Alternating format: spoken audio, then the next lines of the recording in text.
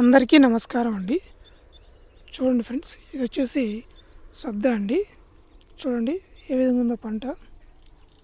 ఇప్పుడు కంకులు ఇప్పుడిప్పుడే అవుతూ ఉన్నాయండి, సొద్ద కంకులు. చూడండి విత్తనాలు ఏ విధంగా తెల్లగా సొద్దలు ఎలా ఉన్నాయో మనకు కనిపిస్తున్నాయి. చూడండి ఇది వచ్చేసి ఫైనల్ ఇయర్ కంపెనీ అండి. ఇది 508 రకం అండి, 508 అంటాం కదా, ఈ రకం అండి. ఇది సొద్ద. ఇది జనవరిలో సాగు చేశారండి. మార్చి చివరి నాటికి మనకు కోత దశకు వస్తుందండి. ఇది ఇప్పుడంతా కంకులు వచ్చి పాల కంకులు అయిపోయి ఇంకా గట్టి కంకి పడుతూ ఉన్నాయండి, గట్టి గింజలు అవ్వడానికి. ఇవి చూడండి ఏ విధంగా ఉన్నాయో కంకులు. తోట కూడా బాగా వచ్చిందండి.